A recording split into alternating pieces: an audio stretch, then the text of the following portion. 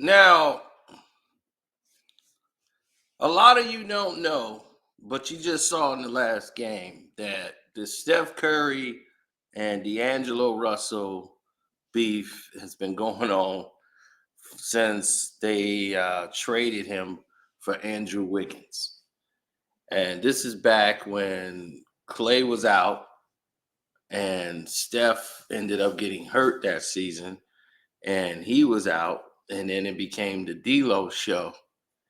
And when they brought him in, they brought D'Angelo Russell in to be that third scorer, to be that guy. So when Clay comes back, they were going to have a 3-team, they can go out and run and gun and turn it up. And they were hoping D'Angelo Russell could be that fit. But D'Angelo Russell was very different. And it was more like this. The Warriors have always shown that they were going to move in a way that fit them better than anybody else in the world. Like, if you can't get along with the core of the team, this is going to be a problem. Now, going into practice and workout, D'Angelo Russell even recently came out and stated when he wasn't on the team anymore that I've worked out with Steph. I've worked out with one of the best in the game. So if I can work out and I can hold my own shooting with Steph, yeah, I'm in this league. Yeah, I would belong up there with them. So he puts himself as a shooter in the same category as Steph Curry. And his arrogance and how he was displaying that kind of highlighted why he has so many problems, like with friends and everything else in this business. Now, here's the news. Steph Curry and D'Angelo Russell weren't meshing well playing together. And he wasn't getting back on defense. And the fact is that D'Angelo would shut down mentally, if Steve Kerr is trying to get on him about stuff. So while Steph is out, he's injured. D'Lo is scoring like crazy, putting up 50s, putting up big number games, right? And he's just doing one-on-one basketball. ISO, all game, pulling up. He's not really good on pick and rolls, and he's not good defensively. He's mostly you score, I score, and the Golden State Warriors is not okay with that. So they know this is going to be a problem with D'Angelo Russell, and he's not really fitting in and buying into this being Steph's team. And we got to work around Steph and, Dre. That's going to be a problem. And he never really had his shot to play with the unit to see how he fit. But from, the players all having their say, and it was like, he's got to go. They made sure he was on the first thing smoking, getting up out of there. Like, they wanted him out immediately. Like, this was a mistake, but we don't have to be attached to it now. We got to make a deal quick and get him out of here because he's going to upset this whole unit. And we got to get him out of the bubble, out of this circle. So what Steve Kerr did was try to explain it in a nice way. After 50 games he played, we saw what we needed to see. To be perfectly blunt, the fit was questionable when we signed him, but nobody questioned that. When you already have Steph and Clay, and you add a ball-dominant guard, you can rightfully question the fit. That was one of the reasons the trade rumors started before the season even began. So right away, Kerr is letting you know we never really wanted this. But we needed somebody to fill in for Klay Thompson. So we needed somebody to help us try to win some games and fill in where Klay was. But Klay is a defender. He takes a pride in actually playing defense. So he wants to be that guy playing D. He wants to guard the guys. D'Angelo Russell, not a real good defender and don't really take on that responsibility of wanting to shut somebody down. Now, another thing about D'Lo, he talks a lot of shit. And when you do that, it's gonna rub some people the wrong way, especially those guys who are those guys in the game. Like Steph Curry hates it when people think that they could just talk to him any old kind of way. They be, oh, that's Steph. It's like disrespecting, like he's not on that plateau of LeBron and KD, and like they just say, oh, that's just Steph. That pisses him off because you're dismissive of what he's brought to the game and what he's accomplished, and he's going to try to make you pay for that. And he hates to be singled out as that guy that you can go at. Like, oh, we can just go at Steph. It don't work that way. So what Steph decided to do was to send a message to the league and let everybody know this is not okay. This isn't going to ride. And if anybody try this again, this is the results, and this is what you're going to get. He wasn't playing games. And I don't blame him.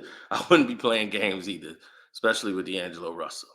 So as you could hear, Kerr is trying to explain to you, and like we didn't want him no way. We were questioning the fit, period. He's a ball dominant guard. Like why would we want that? But let's go. And I think D'Angelo understood that when he signed the contract, and our organization understood that as well. So the trade ended up happening. I think we at least got a 50-game look at what it might look like. Of course, that kind of went awry when Steph got injured. But you get a good enough look and a long enough look to picture how the positional fit goes, and I think you have an idea. I think we have an idea that the other move, the other player makes more sense.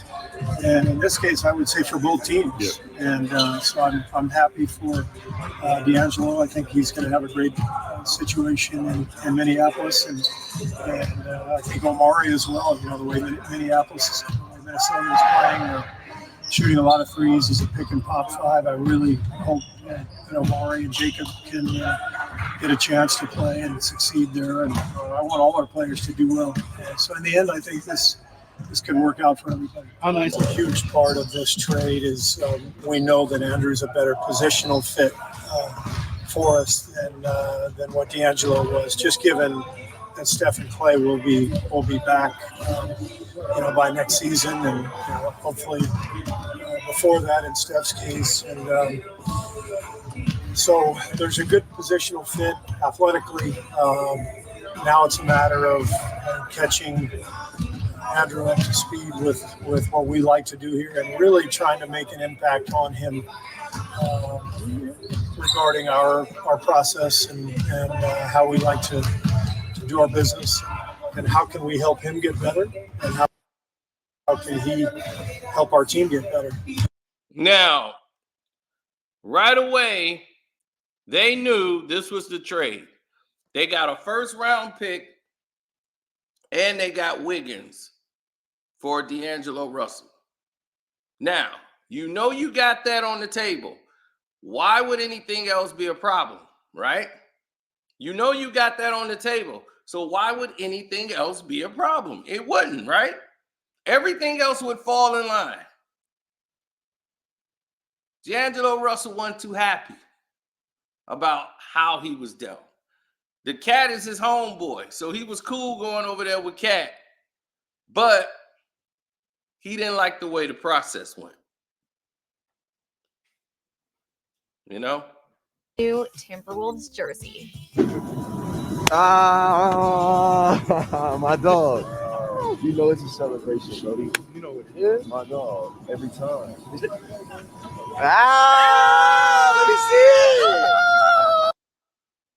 So the Cat presented him with the jersey once he made it to Minnesota. So every time he got a chance to go up against Steph, he wanted to send a message as he felt Steph and the rest of the team wanted him off. So he took it as a personal slight that Steph Curry wanted me off this team. That's the way it looked for him. That's the way it played out for him. He was like, okay, y'all don't want me? Bet. Now I'm going to show you what time it is. Now I'm going to show you what's up. Y'all going to feel it now. So it was quite interesting that that was the take.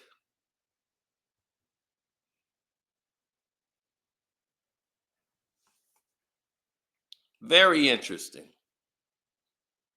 I saw this playing out a little different. I knew that D'Angelo Russell was a bad fit when they picked him up. I said, I don't know how he's going to fit in that system with Steph, and maybe he could learn, but he definitely wasn't trying to hear that. But when he went up against Steph, he wanted to send a message to Steph every time they played. It was clear. It was precise. Steph was his target. Talk about this shit. Now you courtside, baby. Let's get it. He took the game for his person. Talk about this shit. Now you courtside, baby. Let's get it. So he was ready to take on the challenge. Now, other people who know D'Angelo Russell, other players that play with him, be like, man, he could ball, man. Like, dude is a hooper. Like, he like that for real. Like, people love him. Like, other players in the league, other like role players, and they was like, D'Angelo Russell's that guy. Like, he is a good dude. Like, he's a good teammate. Like, he gets a bad rap because he's competitive. So, and that he's not put in that conversation with those guys, and he feel like I'm there.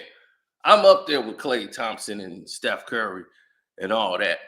He was Jordan Poole,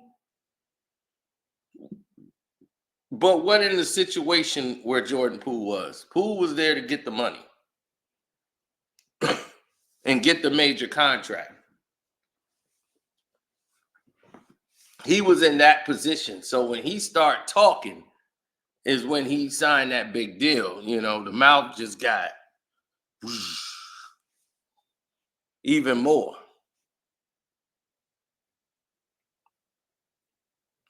But a lot of his antics wasn't flying with Klay Thompson either. You know, Klay was doing broadcasts, and he really didn't like how D'Angelo Russell was acting, carrying himself as a warrior, you know, and he felt like, dog, you not out here.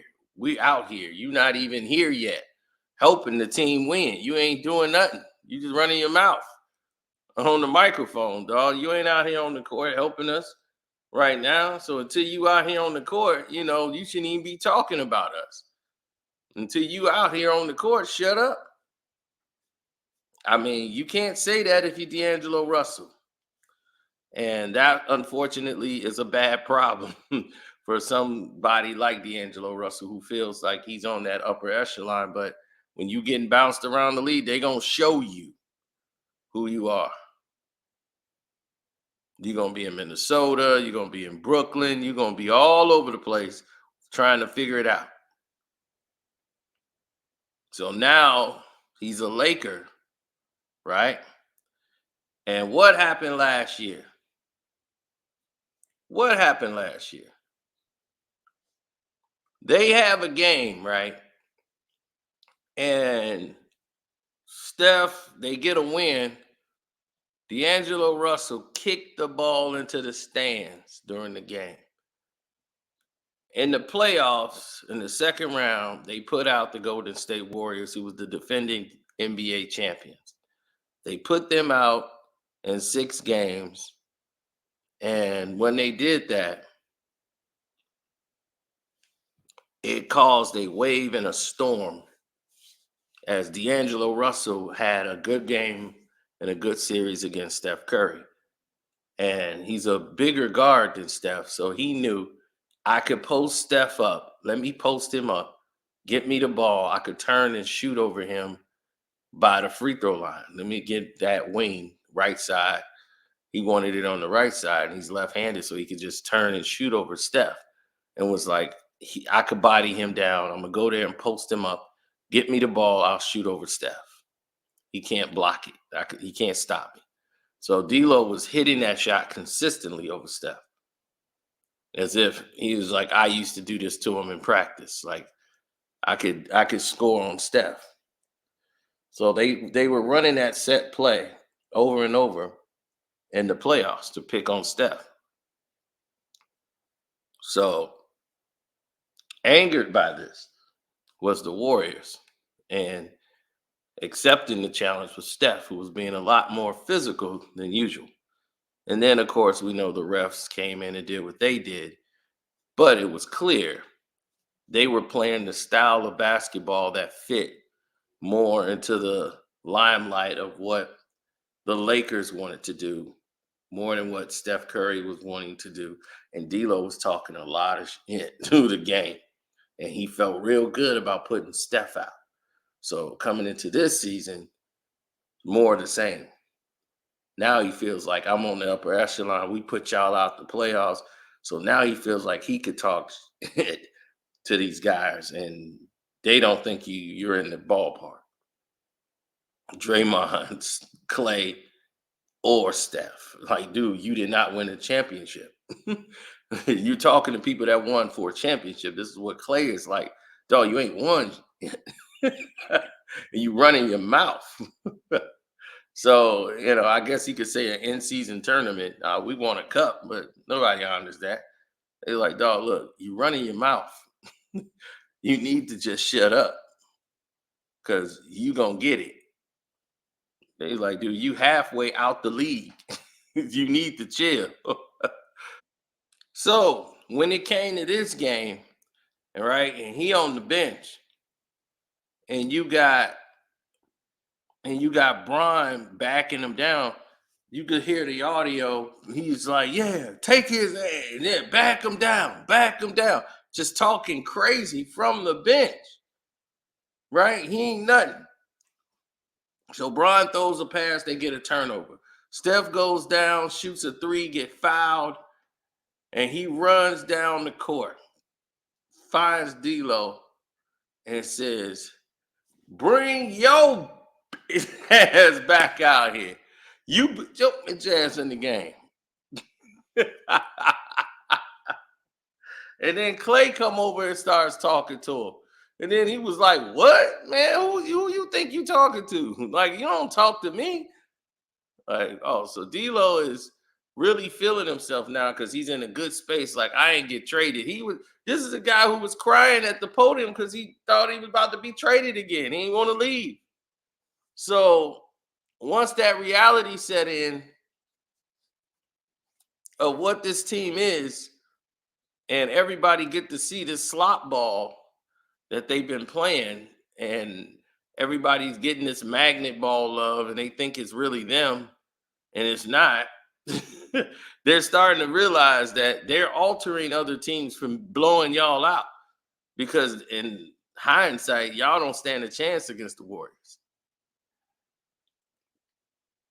They got to limit them to try to make it even close for you guys.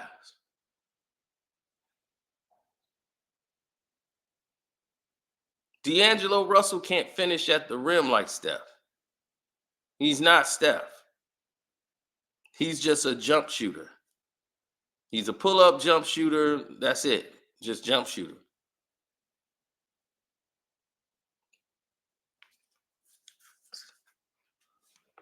Well, you got a lot of different people doing different moves, different things they talk about in the game, and it's kind of hard for some people. They can't really fathom how to move and navigate in this game. So the rivalry between the Warriors, Draymond, and all them, they don't like D'Lo. Okay, D'Lo is out. Okay, so Clay never was sold on him when he was on the Warriors, but they tried to see would it work. They all like Wiggins better than D'Lo. You know, D'Lo's trying to say y'all make the wrong choice,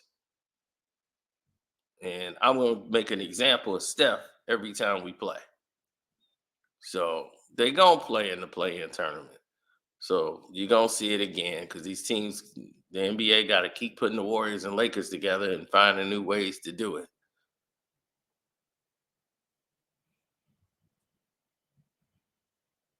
Yep. So that's that's something you can look forward to down the road because these guys are on the way to getting it done ASAP.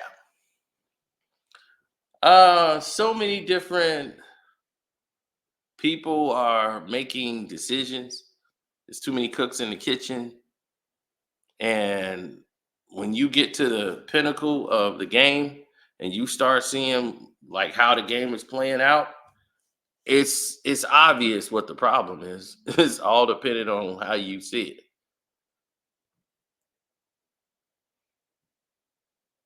Oh yeah, the banner down there below just tells you, boom, that's Carcino for life. You know, the Patreon is Carcino for life. The Cash App is Carcino. My Instagram is Carcino for life,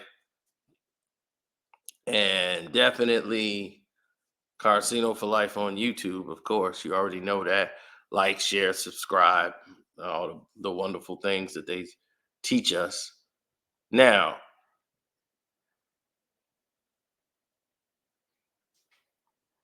what we say I about support my brother, Solomon Hill, baby.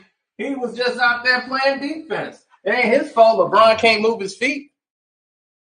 it wasn't his fault, but that's that.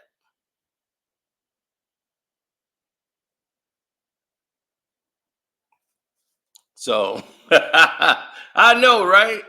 So that's where we leave it. We're gonna get up out of here and say shouts out to everybody out there holding it down. It's your boy Carcino saying don't forget to support. Welcome to HDII TV. Shouts out to Ticket TV, to Dreamers Pro, Kwame Brown, Bus Life, Armando Black TV, Jag Sports with Jose Rodriguez, and I'm out.